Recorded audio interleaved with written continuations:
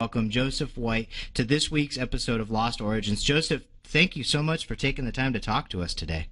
Well, thanks for having me, Andrew. I've been checking out your radio channel. It looks very professional, and you've had some great people on there, some of whom I'm a big fan of. Well, I appreciate it. So I've been really looking forward to this. Yeah, we're excited to add you to the roster, and I have to make a quick shout out. We would not have been able to talk to many of the folks that we've been able to without the help of Inner Traditions and Barron Company. They're a publishing house out of the northeastern United States, and they have just been fundamentally crucial for us to get connected with a lot of authors and researchers. But I'm glad that you were able to check out some of the previous shows, and like I said, we are very excited to add you to the roster of conversations that we've been able to have. So.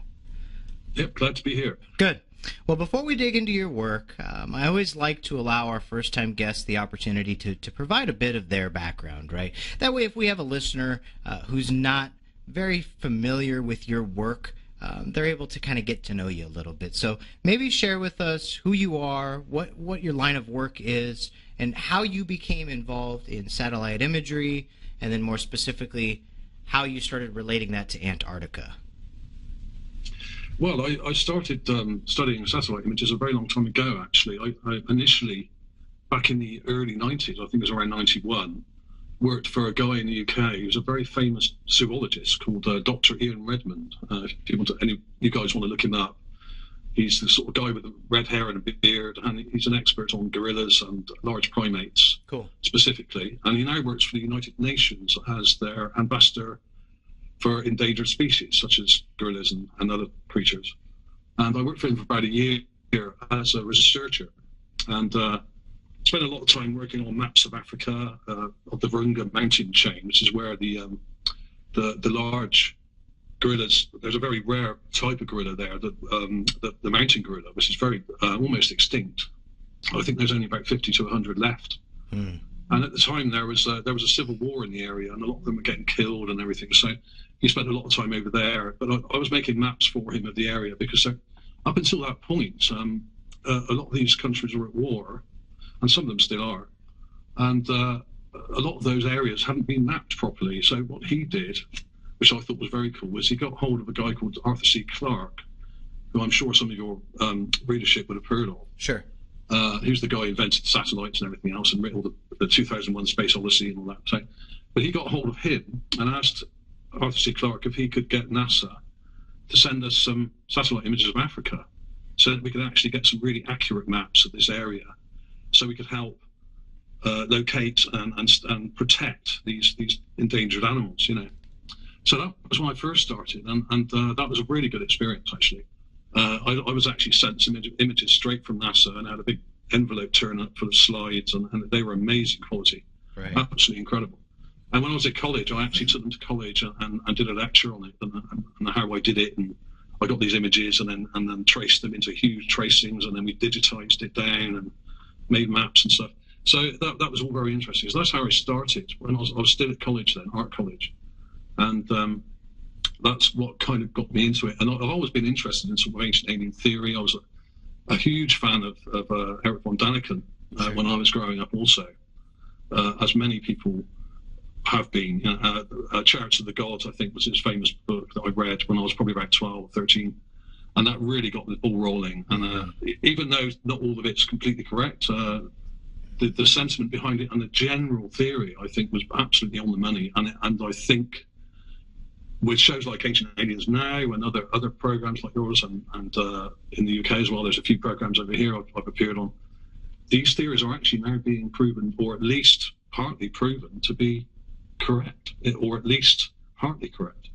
So it's getting to a point now when I actually think that these theories are becoming more accepted generally by the public, and even the actual mainstream media are coming around to these ideas now, and things are starting to move. And the more researchers that go out there and find these sort of structures, like in Antarctica or on Mars, like I found, or on the Moon, like many people have found, the more we do that and put these things on YouTube and publish them and whatever, the more the public will actually get behind us, because it's pretty obvious that for the last at least 50 or 60 years that we've kind of been lied to Right. on quite a major scale by people like NASA and the various governments around the world and military organizations.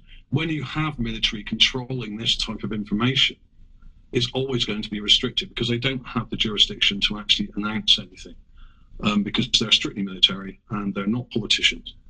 And it's really up to us researchers to kind of push them into this, like we have very recently with the announcement of water on Mars, for instance. Me and a bunch of other researchers from UFA, the United Family of Anomaly Hunters, have actually been pushing NASA for the last 5 or 6 years, especially in the last couple of years, because we keep finding water on Mars. And they've been saying, oh, we haven't found water yet, well, there might be some, there might not be. But basically they're lying. And we've known that there's been liquid water in some places on Mars for many years now. I would say for about 10 years. So actual liquid water, not frozen in the polar caps. Because the myth about Mars, of course, is that it's very cold. Well, it is at night. Wherever you are on Mars, it will get very, very cold at night. Something between minus 5 and about minus 80 or minus 120 degrees. Cozy. But during the day, it's very warm, and especially near the equator, where the Mars rover is now, the Curiosity rover, it's actually very warm and quite habitable. So what happens is the moisture that's in the air, and there is some moisture there, it freezes as it gets cold at night, and it condenses on the rocks. And when the sun comes up the next day, it warms up fairly quickly because it's a thin atmosphere, and it melts. So you can actually see in hundreds of the recent rover images that we've been looking at, me and my fellow researchers, you can see these big patches of water underneath these rocks, And I've also found things that look like fungi and small plants and stuff like lichen and moss and stuff like this.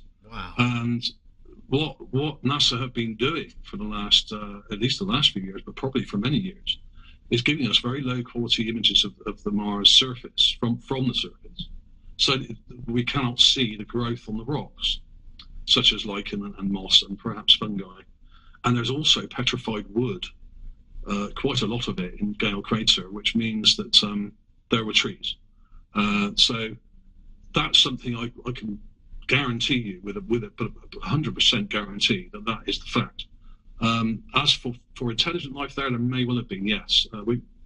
We could go into that, but that would take a whole new show. Sure, that could be a whole separate episode that we can run. Now, but that's kind of what I've been doing the last few years, is really concentrating on Mars and the Mars rover images. Okay. But I've also been doing a lot of satellite work with the Moon and Pluto and Ceres and a lot of the planets in the solar system as well, because there seem to be some crazy structures all over the place. Right. Well, and I think we were right on the money by saying we could almost have another episode specifically about all of that additional work that you're doing. I would love to. I would love to do one just on Mars. I mean, I've got a hell of a lot of material on Mars. Perfect. What I'd like to do, though, is talk about your discoveries on Antarctica. Yes. I mean, Mars is fascinating. The stuff you're looking at on Pluto and throughout the solar system, definitely just mind-boggling. But there's so much stuff here on our own planet that we don't even know about, or that we're too close-minded from an archaeological standpoint to admit or acknowledge or research, right? And so it takes people like you peeling back that veil to really start understanding what chapters of our history are missing or have been removed from the record altogether. And so I think your work in Antarctica is doing just that. So for our listeners that are not familiar with what you've done with the satellite images of Antarctica, maybe walk us through your work specifically with that continent, what you found in terms of structures, and we can kind of go from there. Well, I initially was very skeptical about finding anything there at all. But I've been reading a lot in the last 5 or 10 years, books, well, in fact, for many years, the books by the Flemaths, of course. I think you had, was it Ander Flemath you had on recently? Yeah, he's been on the show. Yes, I've read many of his books. Beneath the Ice is a damn good read. Yes, and I think when the Sky Fell, I think is one of the books I've got here right on my shelf here, actually, which is a great book about Antarctica and Atlantis. And I read that many years ago, and it stuck with me because it's very well written, it's very well researched, and it's always stuck with me, and it's always been in the back of my mind when looking at these places on Earth. And having read lots of books by Graham Hancock and other people as well about the pyramids, and Robert Bouval, of course, who I actually met when I was shooting Ancient Aliens recently, which was really cool. I'm a huge fan of his. Awesome. He's kind of, these authors between them, I think, have actually caused a polar shift in pardon the pun, in public opinion, because what they have done is kind of got together and kind of amalgamated a lot of these theories that have been kind of floating around for a very long time, some of these theories, hundreds of years even. Right. But they put them in a very modern and succinct way, in a way that most people can understand without being too complicated.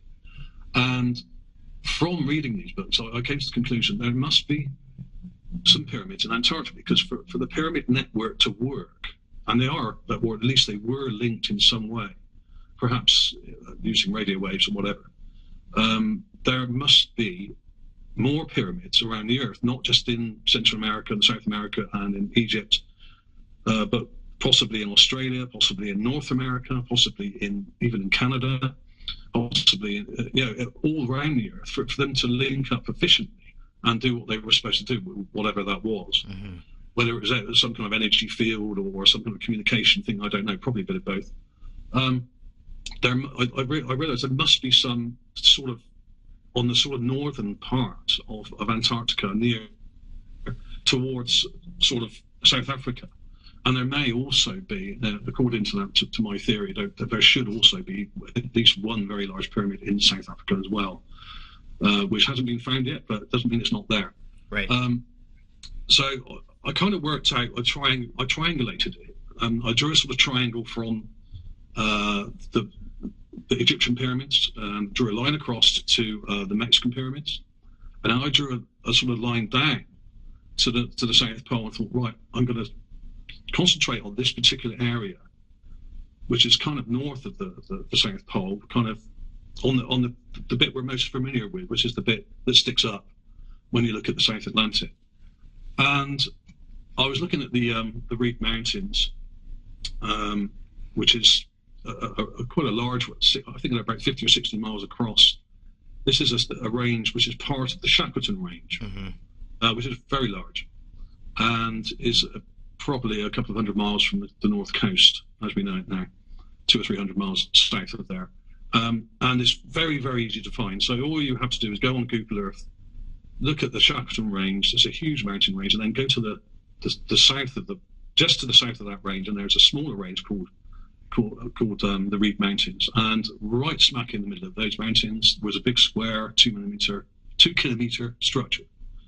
Now, unfortunately, the images on Google Earth have been downgraded quite considerably from the original satellite images. And you have to look at overall shapes and look for straight lines and symmetry and right angles and that sort of thing.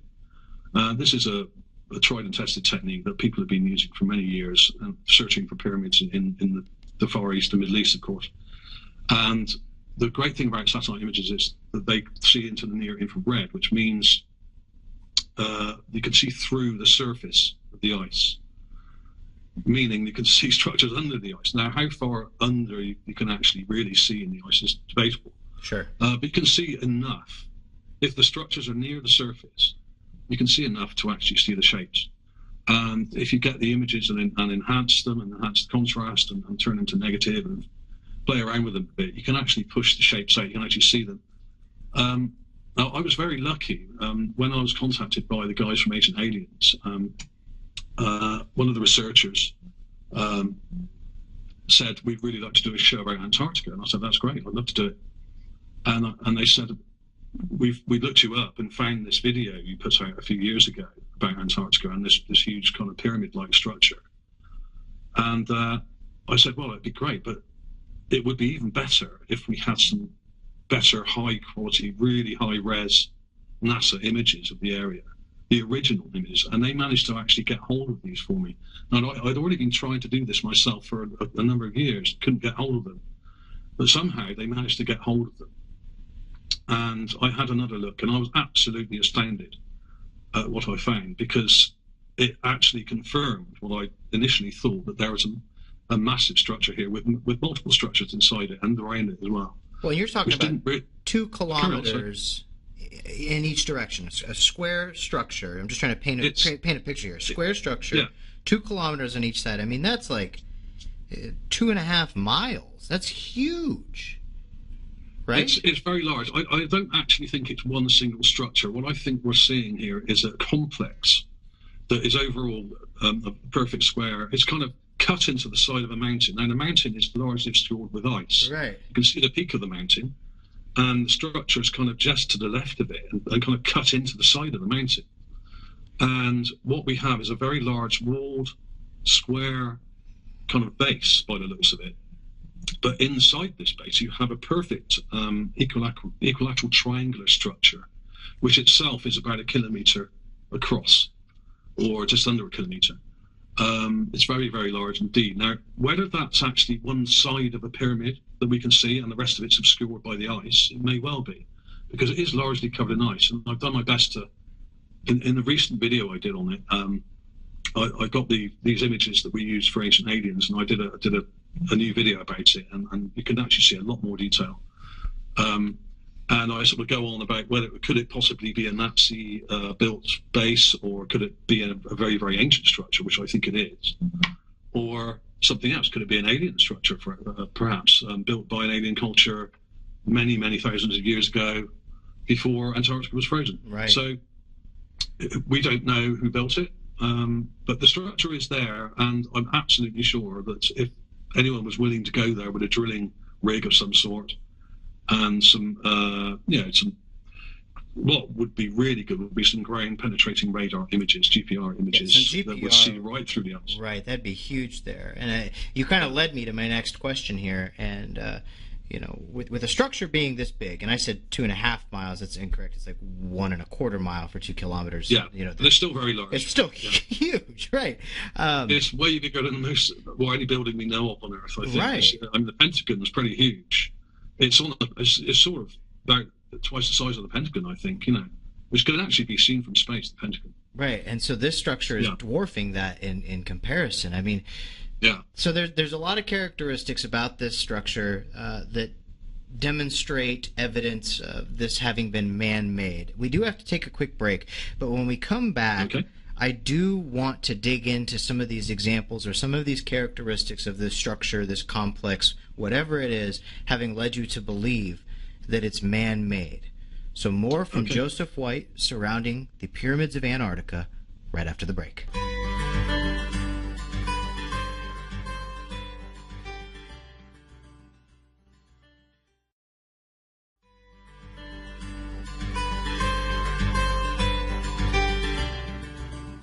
Hey there, ladies and gentlemen, and we are back. If you're just tuning in, I'm your host, Andrew, and this week we are digging in to the pyramids of Antarctica with satellite imagery expert Joseph White. Joseph is one of the original pioneers taking a look at the satellite images and discovering these structures on Antarctica. And so this week we are talking about these structures. What could they have been? Who could have made them? What does this mean for our history and our story? Before the break, we were talking about how he found these structures, and we started discussing briefly the layout of these structures, or this complex. We discussed how large it was, how massive it is, but what I wanted to do, Joseph, was dig into some of the specific characteristics of this site that led you to believe that there is no way this is naturally occurring. This has to have been influenced by the hands of mankind or some type of intelligent being. So if you can share with us a little bit about the site with respect to some of its man-made characteristics, I think that would be perfect. Well, as with any man-made structure, they usually involve squares and rectangles and right-angled corners. And I've yet to find anyone, although there are many people on YouTube who seem to think that there are square mountains and things like that. No one's actually been able to find one on Earth. And square mountains or perfectly square symmetrical structures do not exist in nature. And what led me to believe that this specifically was a man-made structure. It's not just the shape of it, but the fact that it also lines up to the compass, just like all the other major pyramids on Earth do. And in fact, it has some of the meridian lines going right through the center of this structure. So whoever built this had a knowledge of longitude and latitude, an incredibly accurate knowledge of longitude and latitude, which we've only really had in probably the last 60 or 70 years on Earth. So whoever built this thing, and it does look like it's built. I mean, it has internal structures which are largely covered in ice, but you can see a very good square outline, which looks like a massive wall of some sort. And there's an internal triangular structure which looks like the side of a pyramid, or made to be a flat triangular structure. Don't really know. It's hard to say whether it's angled. It looks like it's slightly angled up, so I think it's actually part of a pyramid. And there also, I managed to find, after getting the new images from the guys at Ancient Aliens, the more detailed NASA images, I managed to find that there are structures outside this complex as well, which look like smaller outbuildings. So it looks like a town, or at least the centre, or main centre of perhaps a city or town. Now, I couldn't tell you how big this city or town is, but we're probably only seeing a fraction of it, and it may turn out to be very large indeed. It may be many miles across. But the visible structures that I found so far stretch beyond this big square base, as I call it, and you can see them stretching out for about a kilometre or two either side. And there may be many, many more which are covered in ice that we can't. You still with us? So well with the map on Google Earth, and if you go on Google Earth and look at this structure, and there are directions on my YouTube channel, you can actually look on the video there, and it shows you how to find it. And if you put the grid on the actual map, you can go into options and pull the grid over the image. The edges of the grid line up perfectly with the edges of this structure, and that says to me that it has to be man-made, because if it was a random natural structure, A, it would not be square, and B, it would not line up with the compass. Right.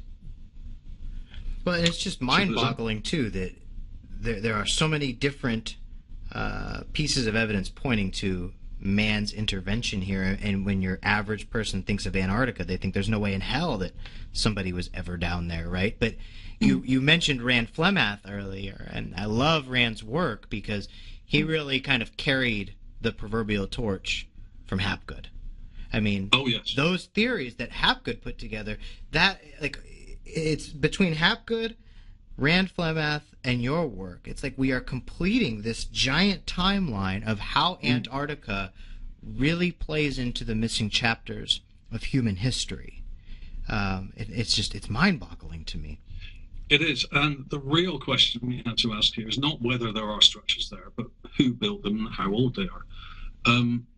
More and more people are finding them, and there have been in the mainstream media recently other people who claim to have found some structures there, but they're not showing us the images. And I think that NASA are withholding some images of the area, especially the ground penetrating radar images, which can see way down into the ice. Well, correct me if I'm wrong, but there's images that Google Earth, for example, has kind of censored or blocked out areas of the Antarctic continent, correct?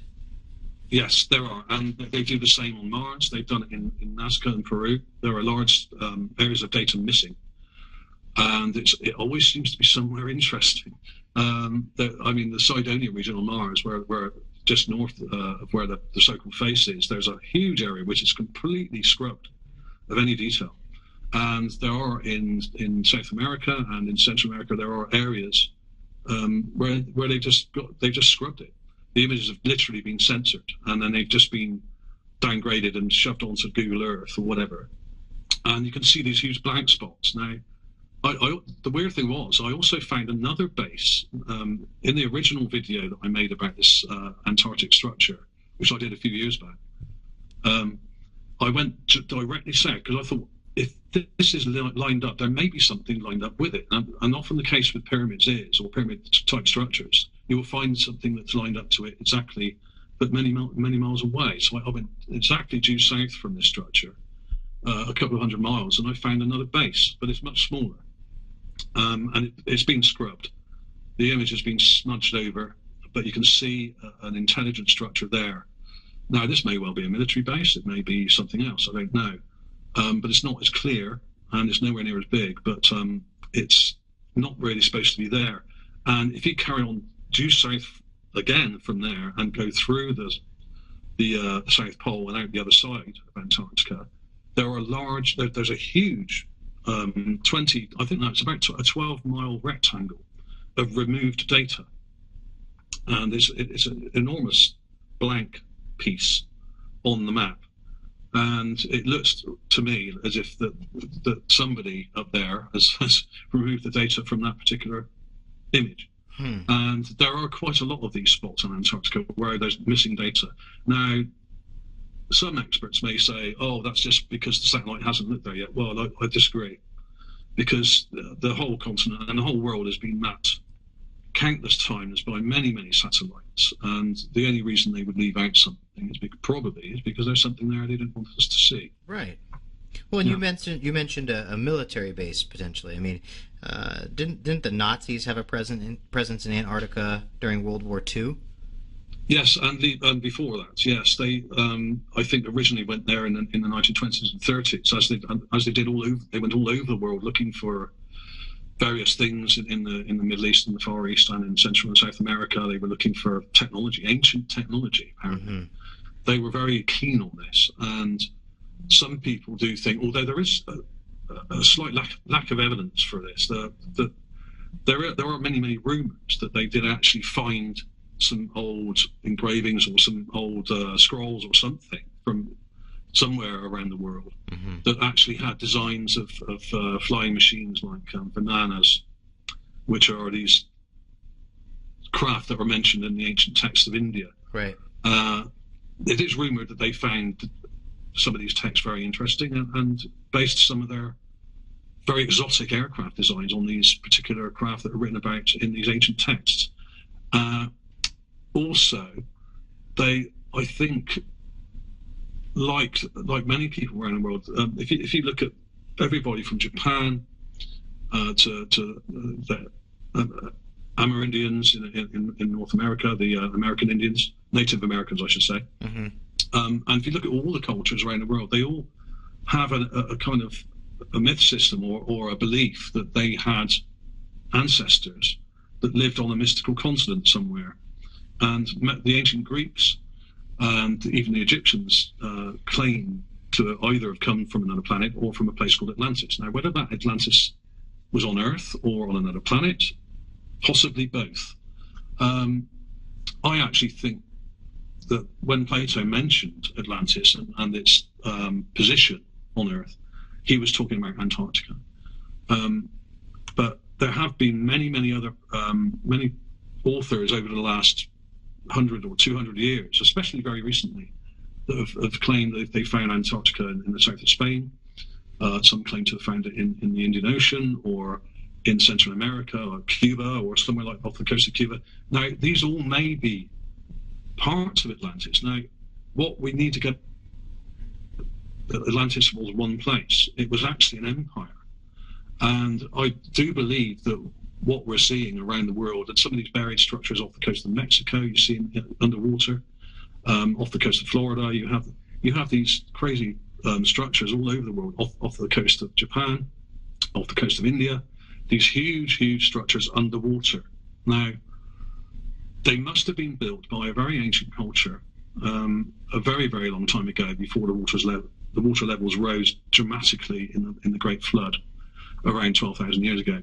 So there must have been a worldwide culture that probably had its main capital on one of these huge islands, perhaps Antarctica or perhaps somewhere else. Cuba would have been an enormous island back in those days, and would have joined up with most of the other islands in the area. So that would have been a huge place. But one thing that really stands out to me, and I think this is something that Rand was talking about in your previous show about Antarctica, is that when Plato mentioned the size of Atlantis, he said it was the size of Libya and the Middle East or something like that. Asia combined, right? Yes. Now that is very, very large indeed, and the only island we have that big is Antarctica or perhaps Australia. Right. Well, so he also it has places to be one or the other. Right, and he also places it beyond the Pillars of Hercules, which is a very cryptic. It is. Here's where it could be, right? So I mean, it's so hard to put your thumb on it for sure, but at the same time, if you subscribe to Hapgood's theory of Earth crust displacement, that could place Antarctica about 2,000 or more miles a little bit further north, which puts it into a more temperate climate or temperate climate, exactly. which allows for this to happen. It does. And it's not... the thing is that the coast of Antarctica is constantly changing, of course, because of the supposed global warming. Now, we're told that it's all melting, but actually parts of it are gaining more ice.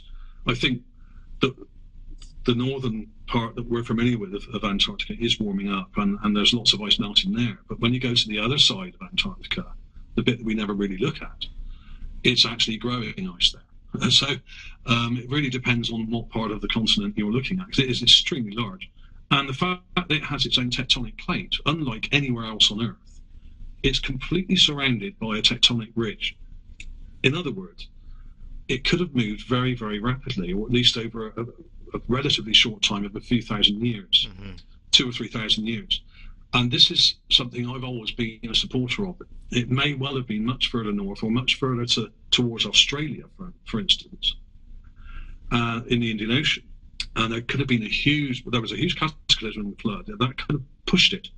Now, what would happen then with massive climate change that would have happened over a very short space of time is that huge amounts of ice would have formed on this continent as it slipped further south. And that the weight of that ice would have actually increased. Words, it would have pushed it further quicker because the weight would have built up on it, and the centrifugal force of the Earth spinning round would have acted would have kind of pushed it further towards where it is now. So in other words, it could have accelerated the actual movement of the whole continent. This could be an explanation for how there was at one point a civilization there, which we are only now starting to uncover. There could have. I mean, I'm not saying the whole continent was inhabited. I actually think that only parts of the northern areas around the sort of Reed Mountains and Shackleton Range were probably inhabited because they're much higher up. Right. And also, I've done a lot of research into this recently, looking at the actual coastline of Antarctica. Now, when you go on Google Earth, if you can select in your menu on the left of the page to show borders and that sort of thing, and coastline, you need to click on that, and it will show you the actual shape of Antarctica as a yellow line, I think it is. And interestingly enough, this particular thing that I found at the Reed Mountains is right on the edge of the actual continent. In other words, if you remove the ice that's there now, there's a huge sea of ice just over to the left of it. If you take that away, you could have sailed right up to these mountains, and there's a huge natural inlet there, which is like a huge river delta, which may have been a port. And this huge structure that I found may be part of a town or city that overlooked a port area many, many thousands of years ago. Now, I haven't found the other things to back this up yet, but this is just a theory at the moment. Sure. But it's perfectly situated. If this area was unfrozen, it's perfectly situated to be a capital city of some sort and overlook a major port with a major river inlet. It's all there. You can see it in the actual images, because you can play around with the images on Google Earth, and you can remove bits here and add bits there, and then you can actually work out that this thing would have been very close to what would have been the coastline at the time. And I initially thought it might have been a Nazi base, but then I thought to myself, it's way too large, and it would take a hell of a lot of manpower to build such a large structure within the last 50 or 100 years, because it would have been way too cold and too much ice. So this leads me to believe that it's a very ancient structure, and it may well be 13 or 14,000 years old. I'm guessing it's way older than that. I would say near 100,000. It could even be millions of years old. I really don't know. But it's more likely to be very old than it is recent. Well, everything that you're describing right now, Joseph, I cannot help but mentally connect that piece to the Piri-Reis map and Orontius Phineas map. I mean, you're explaining the way that these cartographers would have been able to map this continent. I mean, with the Orontius Phineas map, I mean, we can see interior features of the continent, for example, mountain ranges and lakes and rivers. I mean, you can see that on the map, that when you look at the satellite images, it all kind of adds up and checks out, however primitive, I'll admit, but it's still there. Do you think that was how these maps came to be? Yes, and also I think it really kind of harks back to the ancient library at Alexandria. Sure. I really think that there, in that library, were maps of the entire world, from the ancient mariners. Now, whether these were the Phoenicians or the ancient, this is pre-Greek and pre-Roman and pre-Egyptian. Now, there was obviously a culture who were extremely adept at navigating the seas of the earth and understood longitude and latitude. So they must have had very accurate timepieces to do so, like the Antarctica mechanism. Now, that's something that's been dated around 2,100 years old. Could be older, could be way older. I would imagine it could be as much as 5,000 years old, or perhaps even older than that. And the Antarctica mechanism was basically a clock, but it was an astronomical clock. Right.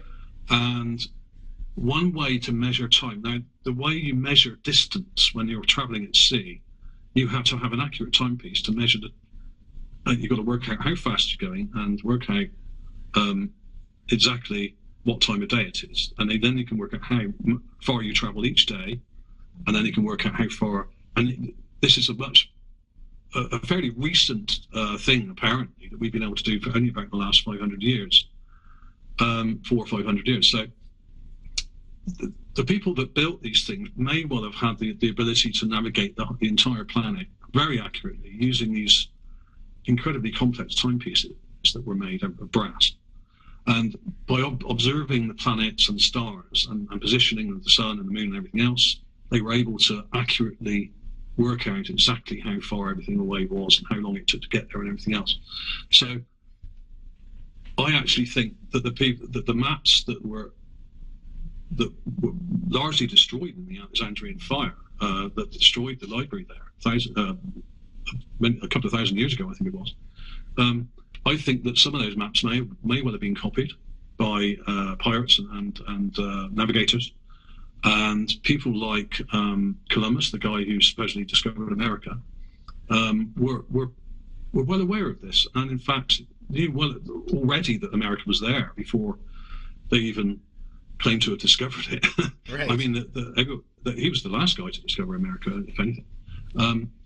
And the thing is, I did study cartography at college, so I know a bit about map making. And what you do is you use as many source maps as you possibly can, but you try to get your own data as well. So you try and make it as accurate as possible.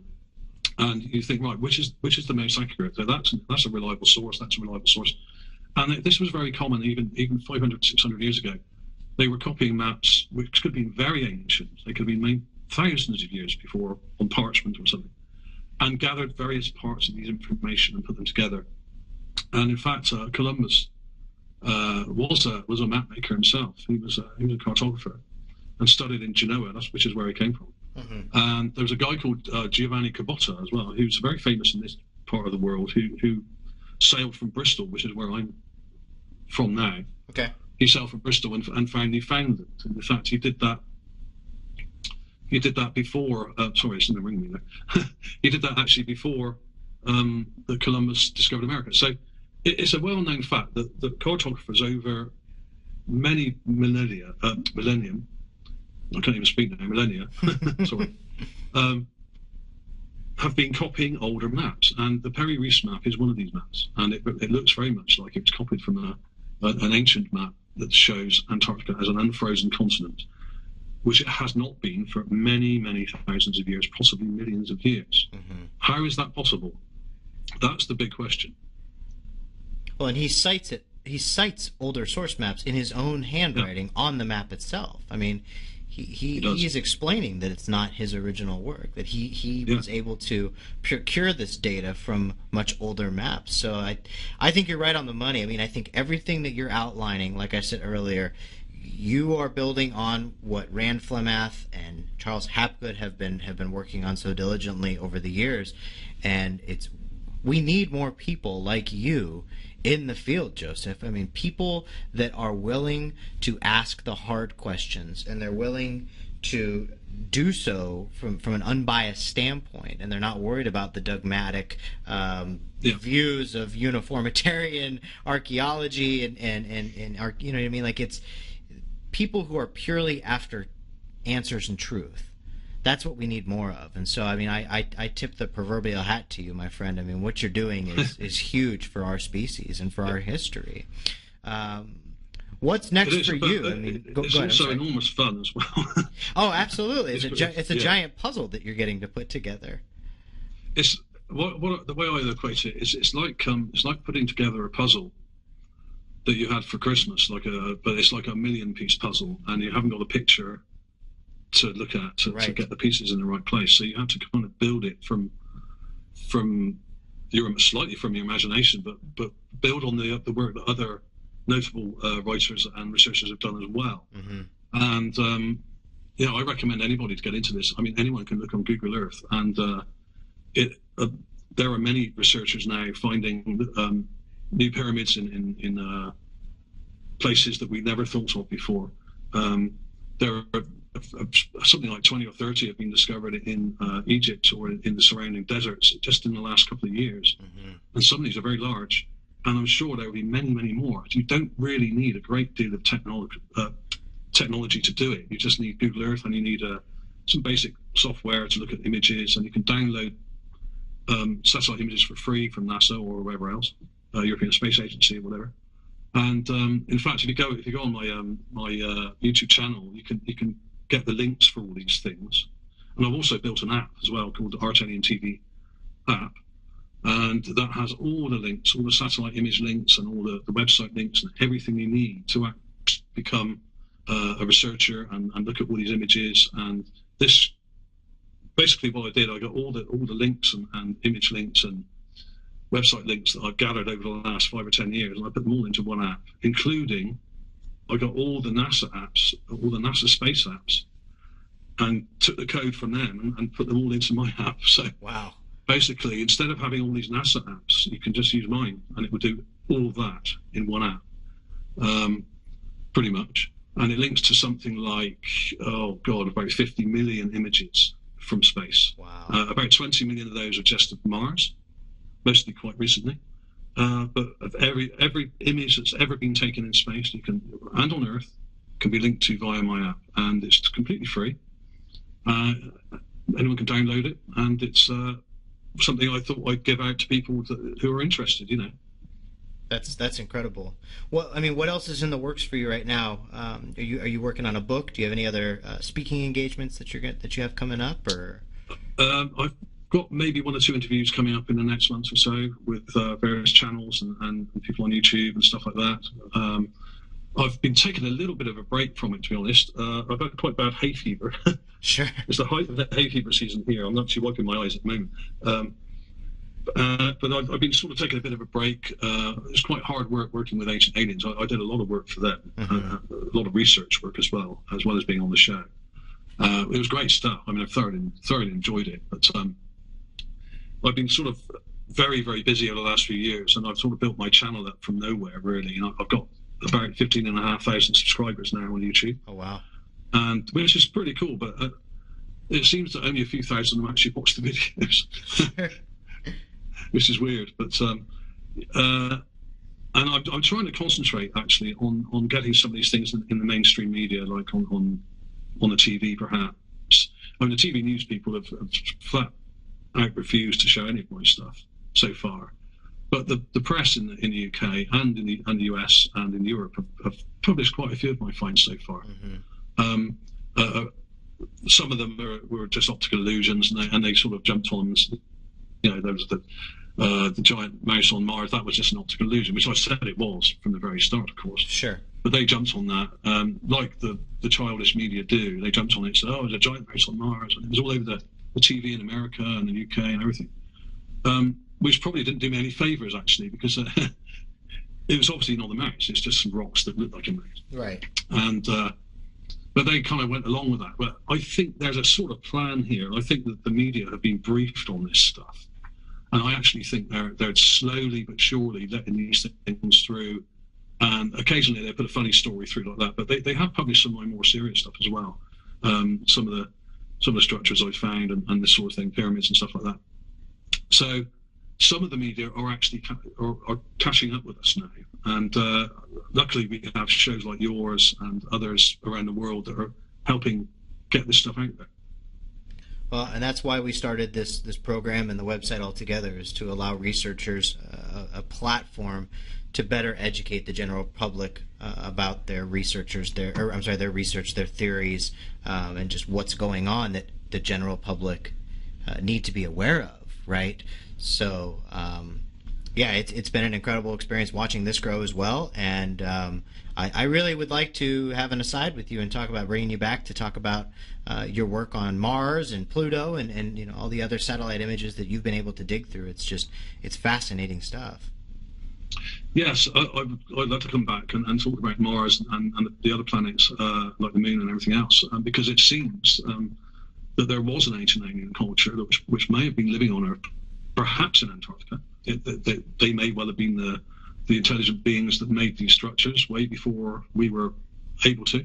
Mm-hmm. And it certainly seems that on the Moon and on Mars, there are many, many sort of pyramid-like structures, and some of these are very, very large indeed. And almost everywhere we look, we find these what look like intelligent structures. I can't prove they all are, but some of them certainly look that way. Right. There may well have been a sort of a culture that was throughout our solar system many, many thousands of years ago that kind of left for some reason. Mm-hmm. Maybe we are them. Maybe we are related to them. Who knows? And there's so many different ways that we could approach that, and that's a rabbit hole and a show in its own right. That's another whole rabbit hole. Exactly. I mean, the work of Stitchin is, there's some incredible stuff in there. But we are unfortunately running out of time. Joseph, thank you so much for coming on the show today. I thoroughly enjoyed the conversation. Your work is fascinating, and like I said, we need more people like you in the field. So thank you for sharing your work with us and your discoveries, and we look forward to bringing you back on the show.